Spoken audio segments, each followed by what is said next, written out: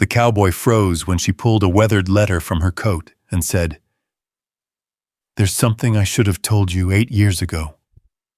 Rain hammered the tin roof so hard it drowned out the distant thunder. Naomi's fingers trembled around the folded paper, while water dripped from her sleeves onto the barn floor. Across from her, Tucker stood motionless, his jaw tight, his hat still dripping from the storm. The horses shifted nervously in their stalls. Then Naomi finally looked him in the eye and spoke the words she had buried for years, but what came next made neither of them move. "If this moment pulls you in, tell me where you're watching from." Late autumn came early to High Cedar Valley that year. The wind carried the smell of pine down from the hills, and thin ribbons of frost lingered in the shadows long after sunrise. By late afternoon, the sky had turned the color of weathered steel, and the dirt road running through town was busy with wagons trying to get home before dark.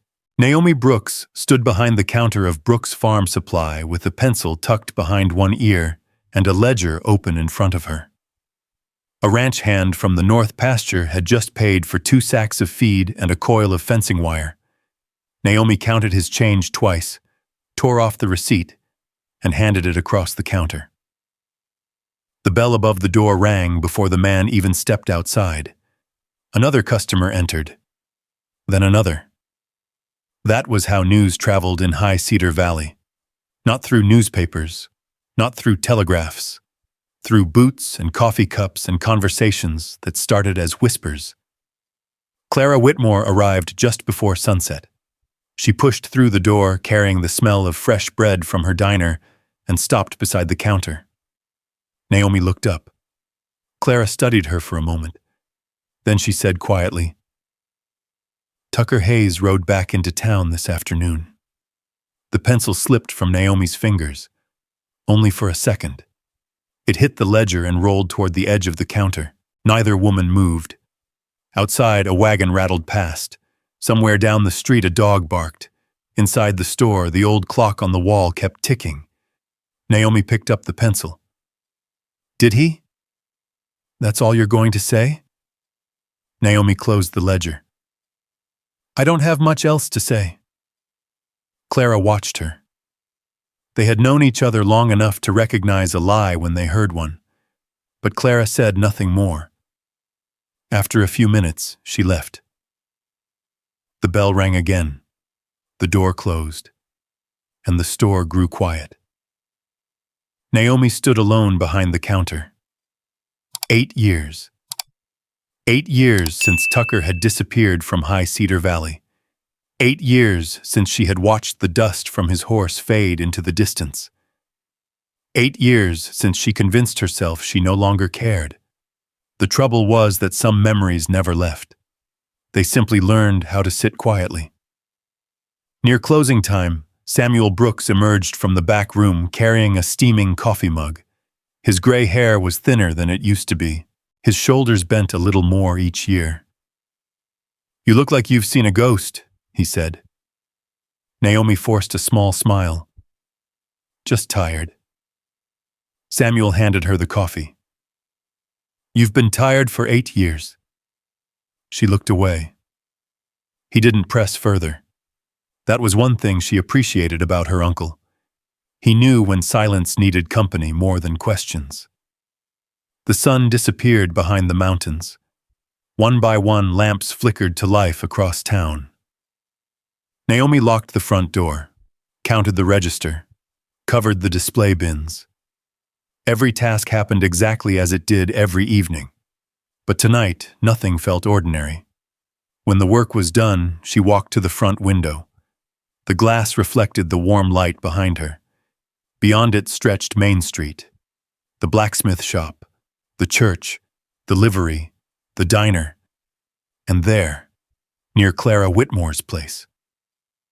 A brown horse stood tied to the hitching rail, older now, broader through the chest, but familiar.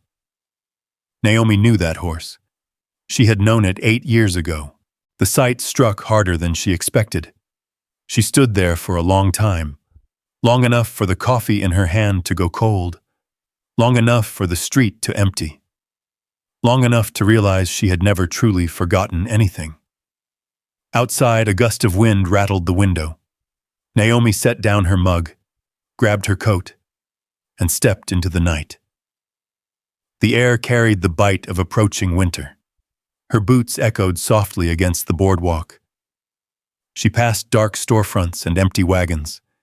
A few townspeople glanced her way. Most pretended not to. Everyone in High Cedar Valley knew exactly where she was going. Naomi kept walking. The lights from Clara's diner glowed ahead, warm yellow against the gathering dark. The horse was still there. She stopped beside it. The animal lifted its head. Recognition flickered in its eyes. Then came the sound of footsteps, slow, measured, familiar. Naomi turned. Tucker Hayes stood a few yards away.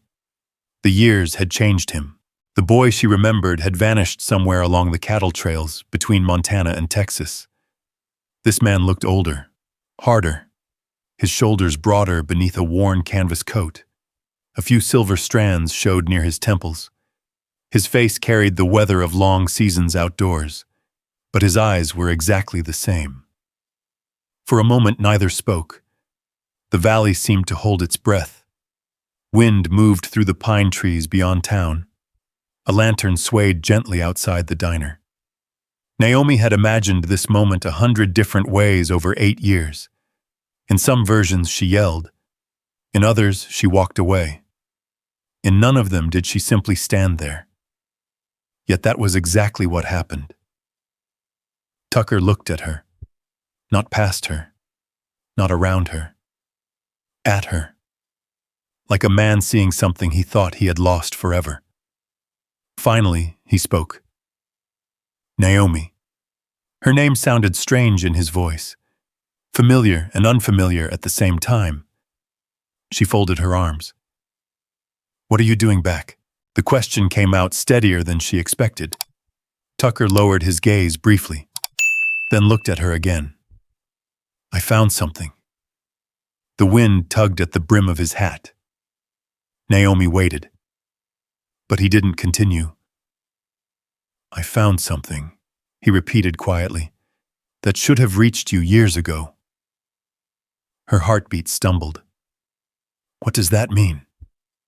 Tucker hesitated. For the first time she saw uncertainty in him. Not fear, not regret. Something heavier. Not tonight. Naomi stared at him. 8 years of silence. And that was all he had? A single sentence? Part of her wanted to leave. Part of her wanted to demand answers. Instead, she stood there looking at the man she had spent nearly a decade trying not to miss. Then Tucker said softly, Meet me tomorrow morning. By Cedar Creek. She should have refused. Every sensible thought in her head told her to refuse. But when she finally answered, her voice barely rose above the wind. What time? Something changed in his expression. Not relief, something quieter. After sunrise. Neither moved. Neither smiled. The distance between them remained exactly the same. Yet somehow everything had already changed. Naomi turned first. She walked back toward the store without looking behind her. But halfway down the street, she heard the diner door open. He was still there, watching her go. And for the first time in 8 years, sleep felt very far away. Because tomorrow morning, beside Cedar Creek, Tucker Hayes was finally going to tell her what should have reached her long ago. Naomi lay awake listening to the familiar sounds of the store settling through the night. The wind brushed softly against the walls. A loose board somewhere near the back room creaked every few minutes. From the next room came Samuel's occasional cough and the quiet scrape of his rocking chair before silence returned again. She stared at the ceiling. 8 years seemed impossible to fit inside one night. Yet every memory found its way back. Tucker laughing beside the horse trough outside the old Miller ranch. Tucker carrying sacks of grain into the store without being asked. Tucker standing beneath the church awning one spring afternoon, while rain drummed across the valley. Back then she had thought there would be time. Time to say what she felt. Time to stop pretending friendship was enough. Then one day, he was simply gone, and everything after that had become survival. When dawn finally arrived, pale and cold across the mountains, Naomi was already dressed. She tied her dark hair back neatly, buttoned her coat, and slipped out before most of the town had finished breakfast. Frost covered the grass along Cedar Creek. The water moved quietly between smooth stones, carrying bits of yellow leaves downstream. Tucker was already there. His horse stood tied beneath a cottonwood tree. He held something in his hands. A folded piece of paper. Worn. Weathered. Handled so often the edges had softened. Naomi stopped a few feet away. Neither rushed to speak. The creek filled the silence between them. Finally, Tucker held out the paper. "I think this belongs to you." Naomi looked down at it, then back at him. "What is it?" "You should read it first." The paper felt strangely heavy. She unfolded it carefully. At first, she only recognized the handwriting. Then her stomach tightened. Vernon Reed. Every line after that seemed to slow the world around her. The letter had been written 8 years earlier. The date sat plainly at the top. The words beneath it were worse. Far worse. Vernon admitted he had lied. He had told Tucker that Naomi intended to marry a rancher from Billings. He had told Tucker she wanted a stable future and no longer wished to wait for a cowboy who spent most of his life on cattle drives. Naomi's eyes moved lower. The next lines hit even harder. Vernon had also confessed something else. He had told Naomi that Tucker left because he was tired of the gossip, that he wanted a fresh start somewhere nobody knew him, that he never intended to come back. The paper trembled slightly in her hands. Not from the cold. The creek continued flowing. Birds moved through the trees overhead. The world kept going as if nothing had changed. Yet everything had changed. She looked up slowly. "You believed him?" Tucker nodded once. The answer came without excuse. "Yes." Naomi stared at him. Part of her wanted to be angry. Part of her already was.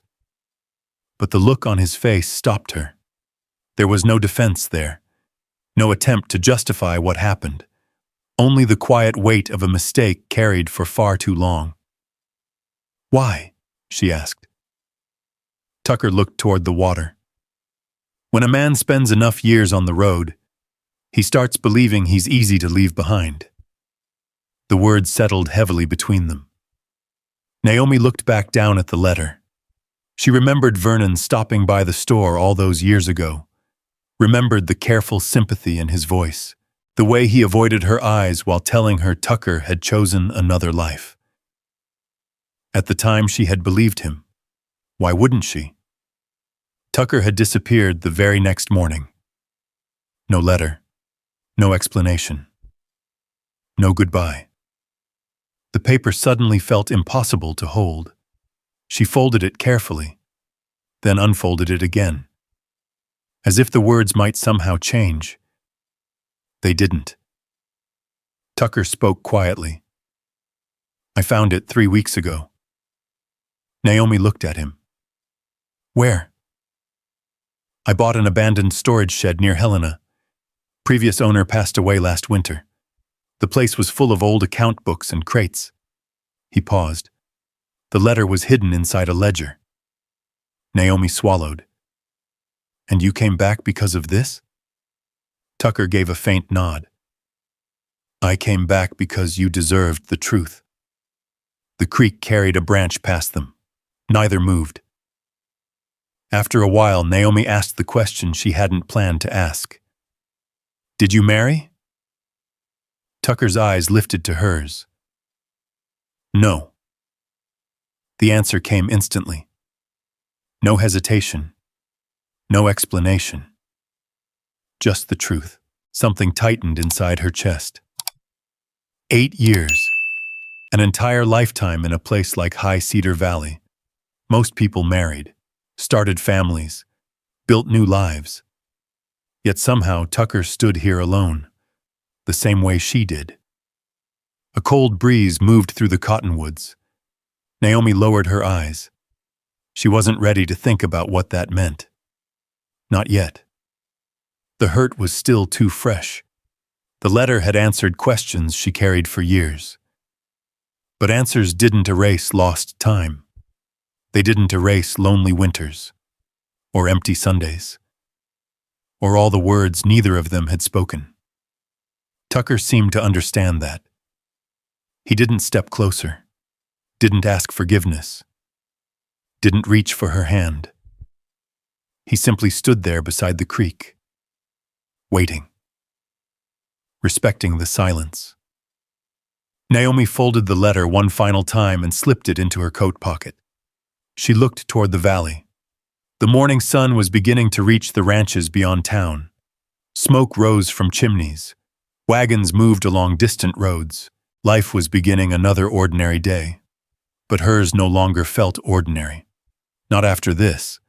Not after learning that everything she believed about the last 8 years had been built on a lie.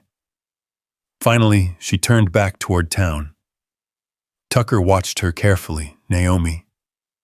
She stopped. I never stopped wondering what would have happened if I'd stayed. For a moment she couldn't answer, because she had wondered the same thing nearly every day. Without another word, she continued walking toward High Cedar Valley. The letter rested heavily in her pocket. And behind her, beside Cedar Creek, Tucker Hayes remained standing beneath the cottonwood trees. For the first time since his return, Naomi no longer feared what she had lost. Now she feared what might still be possible. The days that followed settled into an uneasy rhythm. High Cedar Valley kept moving the way it always had. Ranchers loaded feed before sunrise. Wagons rattled across Main Street. Smoke rose from chimneys each morning and disappeared into the cold Montana sky. But beneath the ordinary routine, something had shifted. Tucker Hayes stayed. That surprised people more than his return. The first week, he appeared at Brooks Farm Supply just after breakfast. Not to talk, not to explain, not even to ask Naomi for another chance. He simply carried 3 broken fence posts from Samuel's wagon and replaced them before lunch. When the work was done, he tipped his hat to Samuel and left. The next morning he returned. A section of the corral gate behind the store had begun sagging. Tucker spent 2 hours repairing it. Again, he left without asking for anything. Samuel noticed. Everyone noticed. By the 3rd week, rumors traveled through the valley faster than autumn wind. Tucker Hayes came back for Naomi Brooks. At Clara Whitmore's diner, people discussed it over coffee and biscuits. At church, conversations stopped whenever Naomi walked by. She pretended not to hear. Most days she succeeded. Some days she didn't. One cold afternoon, Samuel struggled lifting a crate of lamp oil from a supply wagon. Before Naomi could reach him, Tucker stepped in. The crate rose easily into his arms. Samuel chuckled. 8 years later, and you're still showing off. Tucker smiled slightly. Can't help it. Naomi was standing nearby checking invoices. She kept her eyes on the papers, but the corner of her mouth moved before she could stop it. Tucker noticed. He said nothing. That evening, Samuel's cough grew worse. By midnight, his fever had climbed. The small clinic sat 2 miles beyond town near the North Road. The doctor couldn't come immediately. Snow had begun falling. The roads were turning slick. Naomi stood on the porch trying to saddle the old wagon horse when another lantern appeared through the darkness. Tucker. Without a word, he climbed down from his horse. I'll drive. Naomi opened her mouth to protest, then closed it again. The trip to the clinic took nearly an hour.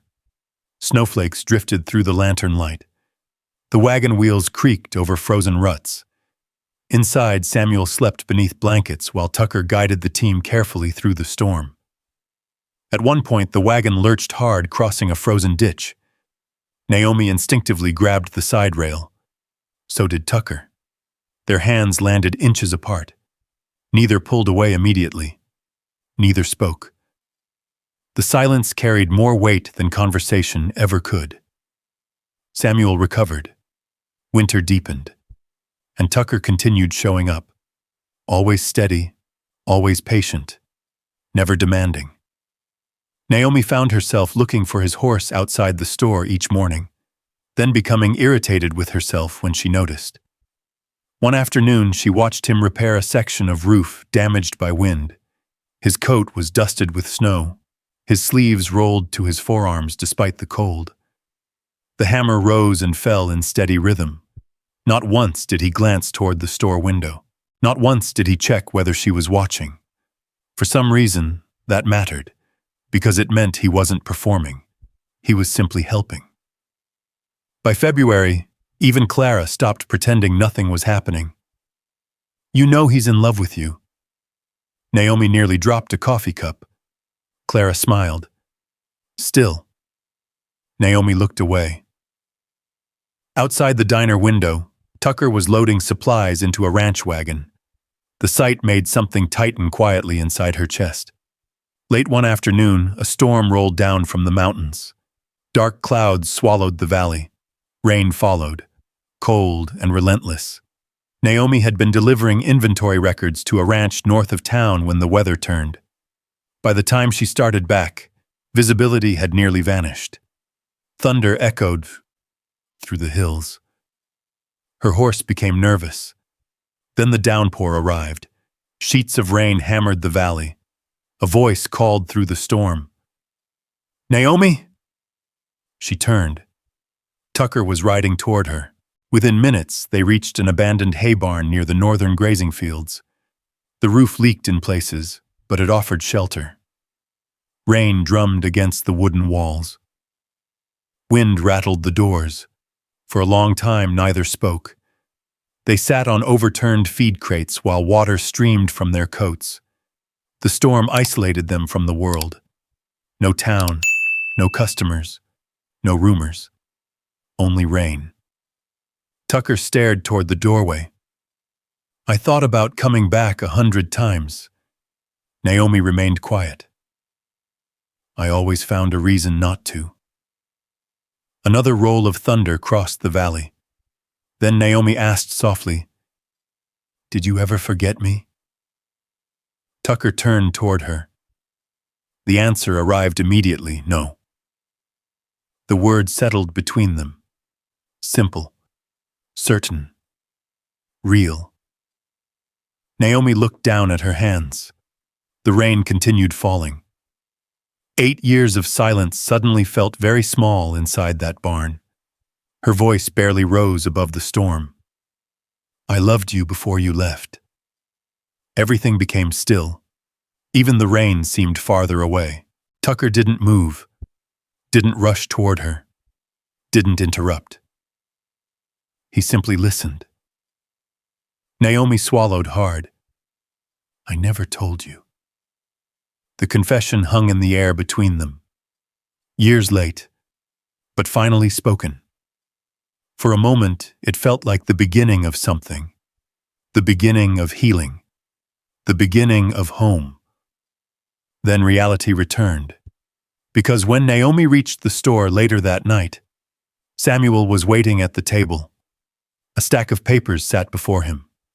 Old account records, promissory notes, debt notices, and on the top page stood a familiar signature. Vernon Reed. Samuel removed his spectacles slowly. His face looked older than she had ever seen it. "We have a problem." Naomi's stomach tightened. "How bad?" Samuel slid the papers across the table. The amount owed stared back at her from the page, far larger than she expected, far larger than the store could pay. Outside, the storm continued moving across High Cedar Valley.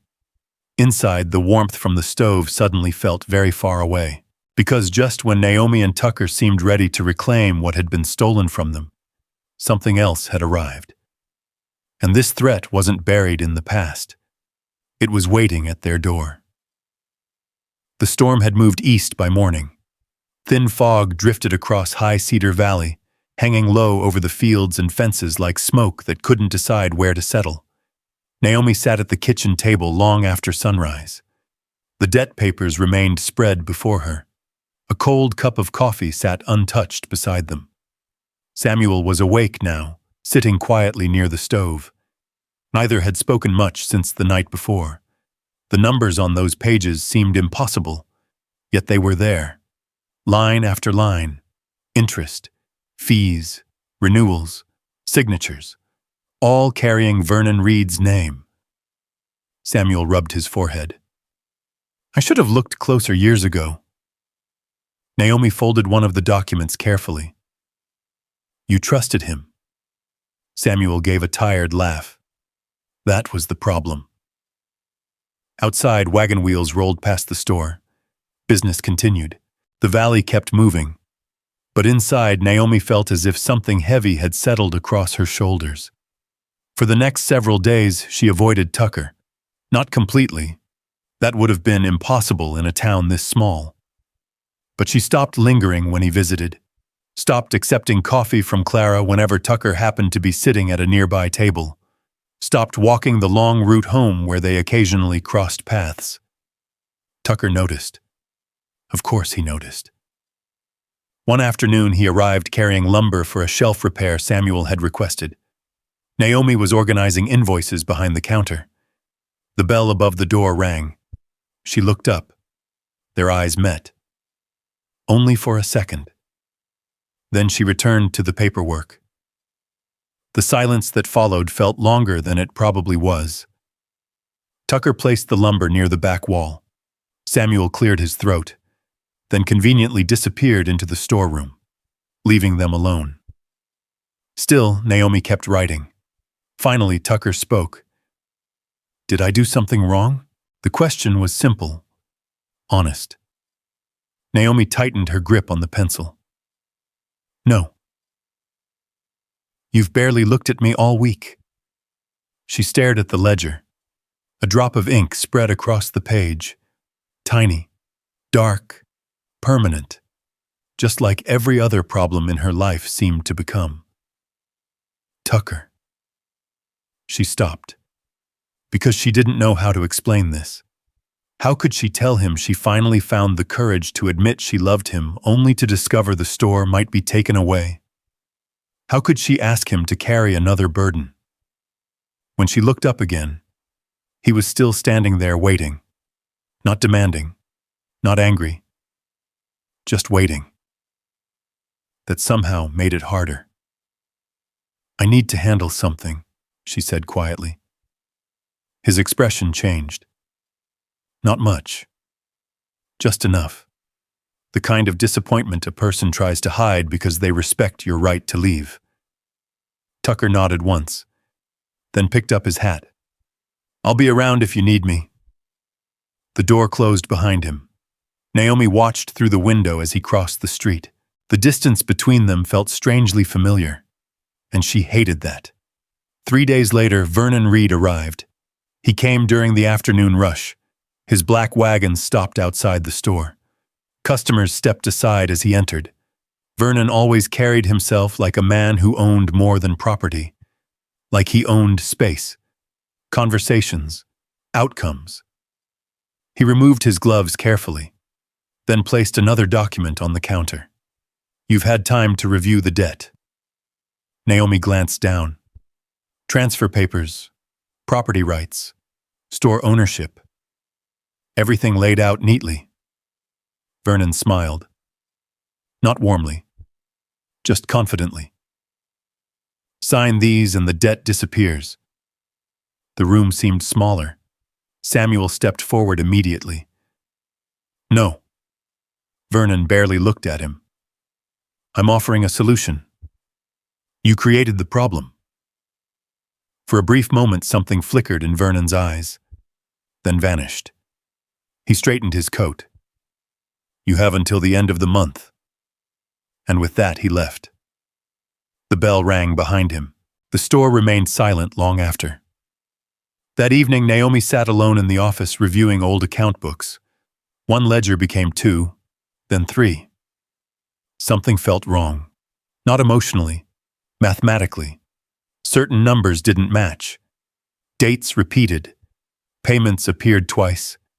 Some signatures looked inconsistent. She frowned, then pulled another ledger from the shelf. Hours passed. Darkness filled the windows. When the front door opened, she nearly jumped. Tucker stood there, holding a lantern. "I figured you'd still be working." Naomi exhaled slowly. He noticed the ledgers immediately. "What are those?" She hesitated, then pushed one across the desk. Tucker read quietly. A few pages later, his brow tightened. "This doesn't make sense." "That's what I thought." For the next hour they sat together, comparing entries, checking dates, following numbers, piece by piece. The puzzle began revealing itself. The next morning, Tucker rode straight to Sheriff Eli Morgan. By afternoon, the sheriff was sitting in Naomi's office studying the same books. The lawman removed his spectacles, looked at the pages, then looked at Naomi. "Where did you find these?" "Storage records." Eli turned another page. His expression hardened. "There are alterations. More records appeared. From ranches. Supply invoices. Freight receipts. Old debt notices." The deeper they dug, the worse it became. By the 4th day, Eli returned with 2 additional ledgers recovered from another ranch. The fraud spread far beyond Brooks' farm supply. Several ranchers had been charged debts that never existed. Others had made payments that somehow vanished. The room grew very quiet. Naomi sat staring at the evidence. Suddenly, a memory surfaced. 8 years ago. The same year Tucker left. The same year Vernon told both of them lies. Slowly, she looked toward Sheriff Morgan. Why would he do all this? Eli leaned back in his chair. Before he could answer, Tucker spoke first, because he had already figured it out. His voice was calm, almost too calm, because Naomi would have found it. The words settled heavily into the room. Nobody interrupted. Tucker looked at the ledgers, then at Naomi. You've always been better with numbers than anyone in this valley. Realization washed across her face. 8 years ago, she had planned to leave. Not immediately, but eventually. With Tucker. Everybody knew it, including Vernon. If she left High Cedar Valley, nobody would be left checking these books. Nobody would notice the changes.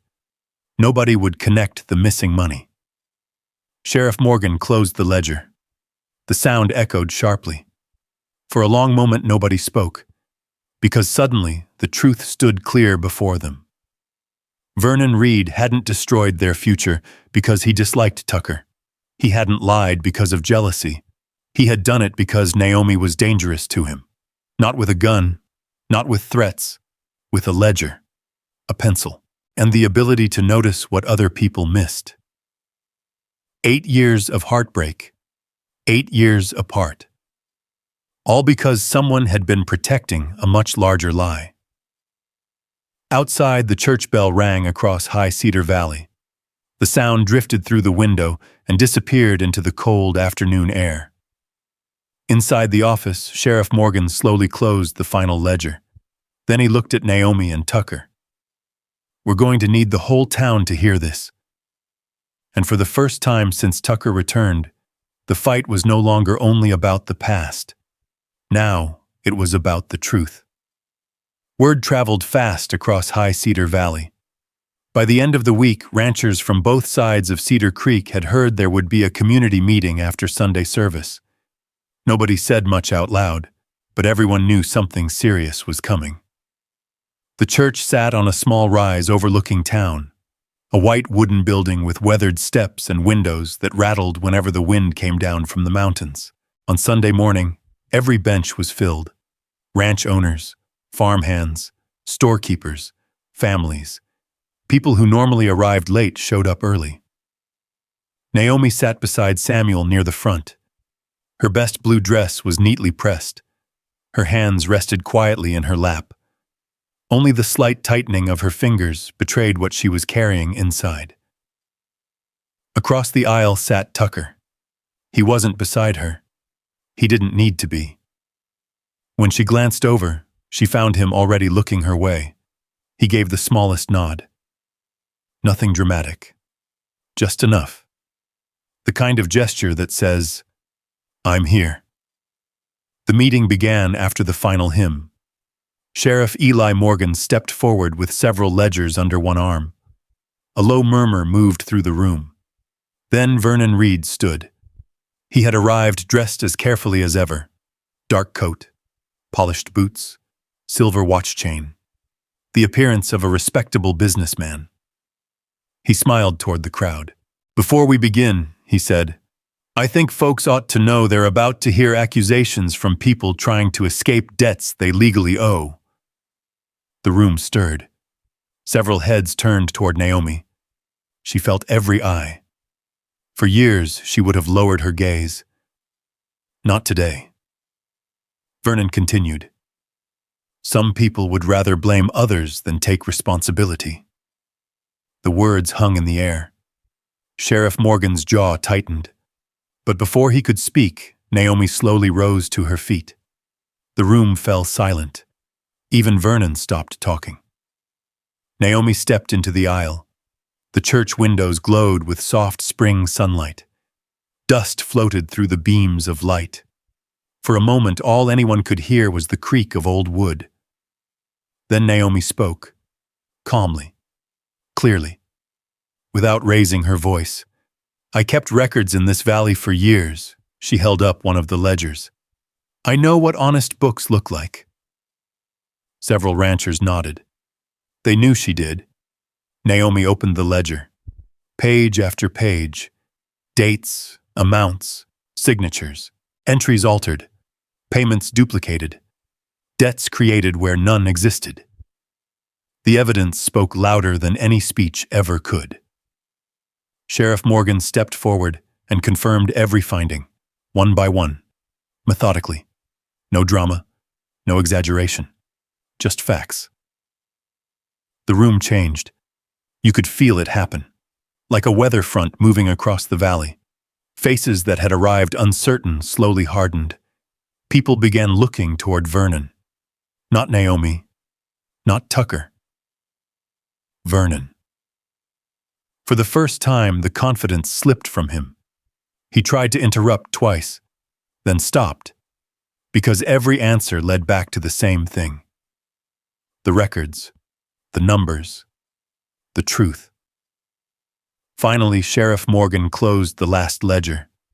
The sound echoed through the church. "Vernon Reed," he said quietly, "you'll be coming with me." Nobody moved. Not immediately. The moment seemed too large, too long delayed. Vernon's shoulders dropped. Not dramatically, just enough for everyone to understand. The fight had left him. As he was escorted outside, nobody cheered. Nobody celebrated. People simply watched. Sometimes justice arrives quietly. The church doors closed behind him. And just like that, the shadow that had stretched across so many years began to lift. Outside, spring sunlight covered High Cedar Valley. Snow still lingered on the distant peaks, but the lower fields had turned green again. Life moved forward. The weeks that followed felt different. Lighter somehow. Samuel's health improved with the coming warmth. Customers returned to the store. The debt vanished. The property remained theirs. And Tucker stayed. Day after day, week after week. Not because anyone asked him to, because he wanted to. He repaired shelves, delivered supplies, helped ranchers during branding season, shared coffee with Samuel on the porch every morning. Nothing rushed. Neither of them wanted that. Some things deserved patience, especially after waiting 8 years. By late spring, wildflowers covered the hills above Cedar Creek. Yellow, purple, white. The valley looked softer than it had in years. One afternoon, Tucker asked Naomi if she wanted to take a ride. No explanation, just a simple question. She said yes. They followed an old trail above town, the same trail ranchers used to check grazing land. The climb wasn't difficult, just long enough to let silence settle comfortably between them. At the top stood a ridge overlooking all of High Cedar Valley. The church, the store, the ranches, the winding silver ribbon of Cedar Creek. Everything spread beneath them, the place where both of them had lost so much and found their way back. They stood there for a while without speaking. Wind moved gently through the grass. Somewhere below, a hawk circled above the valley. Then Tucker looked at her.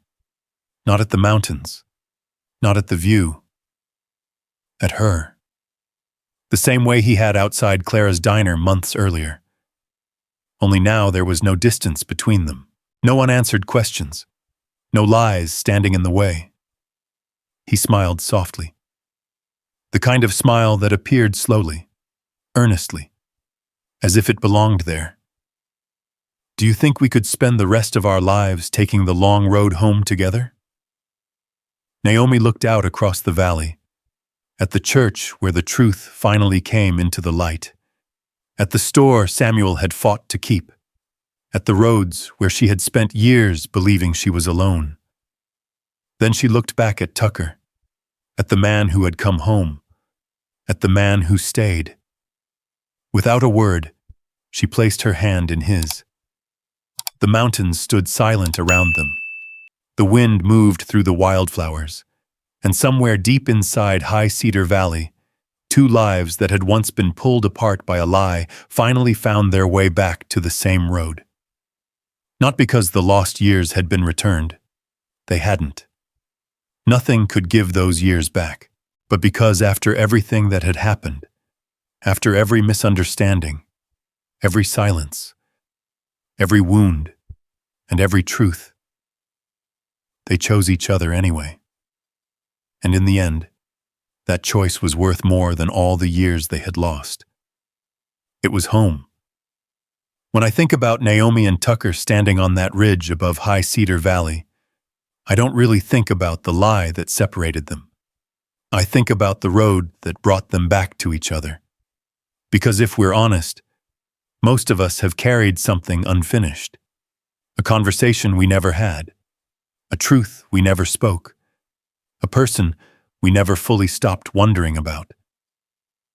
Maybe that's why stories like this stay with us. Put yourself in Naomi's place for a moment. Imagine spending years believing someone walked away from you by choice, only to discover that the story you built your life around was never the truth at all. Would you risk opening your heart again? Would you be brave enough to trust what remains after disappointment, distance, and time? What moves me most is that neither Naomi nor Tucker got those lost years back. Life doesn't usually work that way, but they were given something else, a second chance.